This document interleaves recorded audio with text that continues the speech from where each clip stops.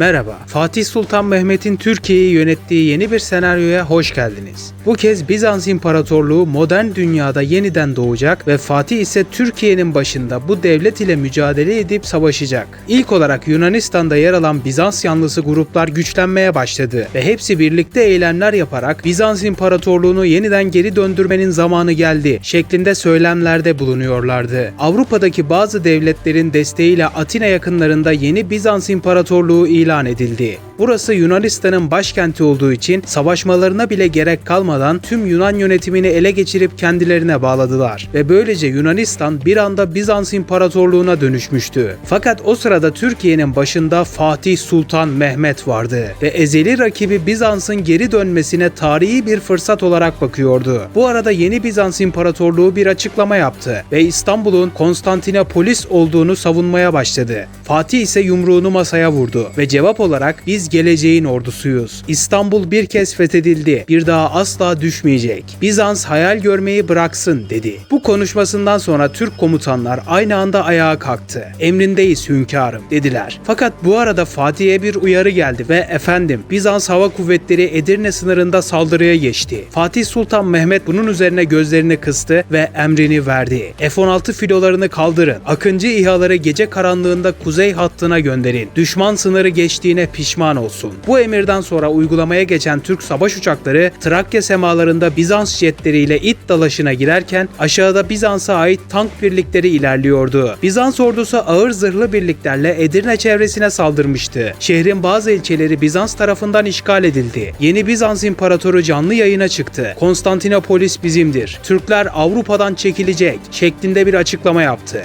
Bu konuşma Türkiye'de milyonlarca ekranda yankılandı. Fatih ise cevabı bizzat verdi. Kameraların karşısına geçti. Arkasında Türk bayrakları dalgalanıyordu. Ey Bizans'ın karanlık gölgesine sığınanlar! Siz hala surların arkasında saklanabileceğinizi sanıyorsunuz. Fakat unutmayın, ben sur yıkan bir milletin lideriyim. Bu konuşmanın ardından Ege Denizi'nde Türk savaş gemileri harekete geçti. Modern fırkateynler ve denizaltılar gönderildi. İlk büyük çatışma Gökçeada yakınlarında yaşandı. Buraya pusu kuran Bizans gemileri füze saldırısı başlattı. Türk gemisi TCG Yıldırım ağır hasar aldı. Alevler geceyi turuncuya boyarken birçok asker şehit oldu. Bu haber Ankara'ya ulaştığında savaş odası sessizliğe gömüldü. Fatih derin bir nefes aldı. Şehitlerimizin kanı yerde kalmayacak. Ertesi sabah Türk donanması karşı saldırıya geçti. Atmaca füzeleri Ege'nin üzerinde ölüm gibi süzüldü. İki Bizans savaş gemisi dakikalar içerisinde batırıldı. Ancak savaş yalnızca cephede değildi. Bizans destekçileri Avrupa'da Türkiye'ye ağır ekonomik ambargolar uygulanmasını sağladı. Türk lirası sert düşüş yaşadı. Doğalgaz ticaret yolları baskı altına alındı. Bizans medyası alay ediyordu. Türk ekonomisi çökecek. Fatih ise ekonomistleri topladı. Bu millet kuşatma altında yaşamayı bilir. Fabrikalar gece gündüz çalışacak. Savunma sanayi durmayacak şeklinde onlara bir emir verdi. Kısa süre sonra Türkiye yerli enerji rezervlerini devreye soktu. Karadeniz'deki gaz hatları tam kapasite açıldı. Yeni İHA fabrikaları 3 vardiya üretimine geçti. Cephede ise savaş daha da büyüyordu. Bizans bu arada ittifaklarını arttırıyordu. Bizans İmparatorluğu'na katılmak isteyen Bulgaristan resmi olarak Bizans toprağı oldu ve tüm gücü Bizans'a aktarıldı. Derken Bizans yeni bir füze saldırısı başlattı. Edirne'nin bazı bölgeleri yoğun bombardıman altında kaldı. Türk ordusu geri çekilmek zorunda kaldığı için Edirne hemen düştü. Bizans askerleri Edirne'ye kendi bayraklarını dikince imparator kahkahalar attı ve ekledi. Fatih yaşlanmış dedi. Fakat Bizans İmparatoru gülerken aynı gece karanlığın içinde Türk İHA'ları harekete geçti. Bizans karargahının arkasına saldırılar düzenlendi ve sabaha karşı büyük patlama tüm Balkanlarda hissedildi. Bizans'ın Türkiye sınırına yakın bütün mühimmat depoları havaya uçurulmuştu. Fatih Sultan Mehmet bu arada dedi ki sıra bizde. Türk tankları motorlarını çalıştırdı ve Edirne sınırına akın edildi. Ayrıca sınır hattına yüz binlerce Türk askeri yola çıktı. Trakya toprakları tank paletlerinin sarsıntısıyla titriyordu. Karşılıklı tank savaşları yaşanıyordu. Türk ordusu Edirne hattında 3 koldan karşı saldırıya geçti. Gökyüzünde ise Akıncı İHA'ları dolaşıyor, Bizans mevzilerini kırmızı noktalar halinde işaretleyip vuruyordu. Fatih Sultan Mehmet komuta merkezinde dev ekranların önünde duruyordu ve ilhak emrini vererek şunu söyledi. Haydi aslanlarım, Edirne'yi kurtarın. Ardından sıradaki hedefiniz Bulgar topraklarına yönelin dedi. Fakat bu arada bir Türk komutanı Fatih'e yaklaştı. Hünkârım, Bizans ordusu Edirne'nin hemen arkasındaki Dimetoka çevresinde savunma hattı kuruyor. Fatih ise cevap olarak savunma mı dedin? Güzel. O halde korkmaya başlamışlar, dedi. Aynı dakikalarda Bizans İmparatoru Selanik'teki yeraltı sarayında generalleriyle toplantı yapıyordu. Öfkeden yüzü kızarmıştı ve ekledi. Türkler neden hale düşmüyor? Avrupa'dan daha fazla destek istiyorum. Bir general çekinerek cevap verdi. Majesteleri, Türkiye'nin savunması beklediğimizden hızlı toparlandı. Bunun üzerine imparator yumruğunu masaya vurdu. O zaman İstanbul'a doğrudan saldıracağız. Bu emirle birlikte Bizans hem donanmalarını Karadeniz'e indirdi hem de Bulgaristan'ın İstanbul'a en yakın noktasından füzeler fırlatmaya başladı. İstanbul yoğun bir şekilde füze saldırısına maruz kaldı. Türkiye'nin hava savunma sistemlerini aktifleştirmesi üzerine bazıları düşürüldü. Fakat Ayasofya, Boğaz Köprüsü ve Topkapı Sarayı büyük hasar gördü. Bu olay Fatih Sultan Mehmet'i çok sinirlendirdi ve hemen bir açıklama yaptı. Atalarımızın kutsal emanetlerinin olduğu yeri vuracak kadar gözü dönmüş bir düşmanla karşı karşıyayız. Bizans İmparatorluğu'nun tez zamanda yok edilmesi emrini veriyorum. Ey milletim, İstanbul ateş altında olabilir. Fakat Türk milleti diz çökmez. Bu şehir bir imparatorluğu gömdü. Şimdi yeniden aynısını yapacak, dedi. Ertesi gün Türkiye savaşın kaderini değiştirecek planı uygulamaya koydu. Demir Hilal Operasyonu. Türk donanması denizaltılarıyla Karadeniz'in derinliklerine sessizce yayıldı. Denizaltılar Bizans kıyılarına yaklaşırken denizin altındaki ölüm sessizce bekliyordu. Saatler sonra bir Bizans gemisi aniden infilak ederek patladı. Ardından ikinci, sonra üçüncü. Karadeniz kıyıları ateş denizine döndü. Türk denizaltıları torpidoları peş peşe gönderiyordu. Bizans filosu panik içinde geri çekilmeye başladı. Bu arada Bizans İmparatoru çığlık attı. Bu imkansız, dedi. Ama felaket bununla bitmedi. Türk savaş uçakları Ege üzerinden büyük bir hava operasyonu başlattı. Yüzlerce jet gece boyunca Bizans adalarındaki askeri üsleri vurdu. Selanik yakınlarındaki hava alanları parçalandı. Yakıt depoları alev aldı.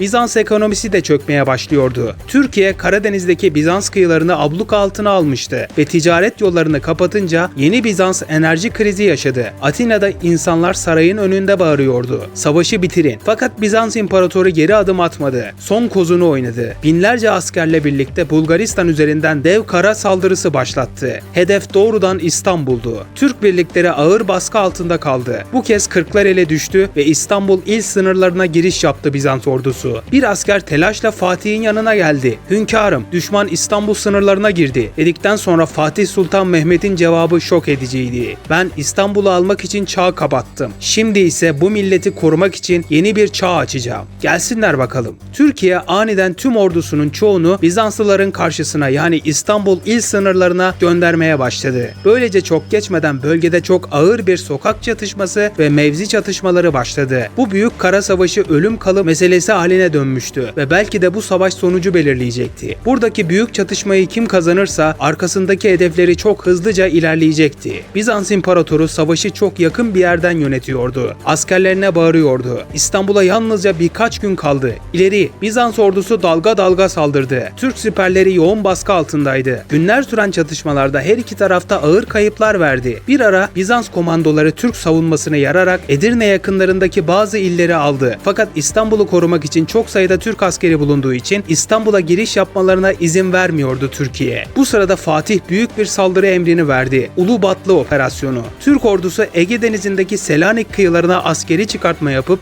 burayı ele geçirdi. Ardından Atina'ya çıkartma yaptı ve buraya konuşlandı. Türkiye Selanik üzerinden Türkiye sınırlarına doğru hızlıca ilerleyişe başladı. Arkalarından hilal taktiğiyle gelen Türkiye, Yunan birliklerini dört taraftan kuşatarak onları kısa sürede yok etmeyi başardı. Atina'yı da 10.000 kişilik özel kuvvet askerleriyle ele geçiren Türkiye, Bizans yönetimini düşürmeyi başardı. Fatih Sultan Mehmet zafer konuşması yaptı. Savaş bitti. Biz bu savaşı nefret için değil, vatan için kazandık. Ve unutmayın, İstanbul bir milletin kalbidir. O kalp attığı sürece hiçbir imparatorluk geri dönemez. İzlediğiniz için teşekkürler. Daha fazlası için abone olup beğenmeyi unutmayın.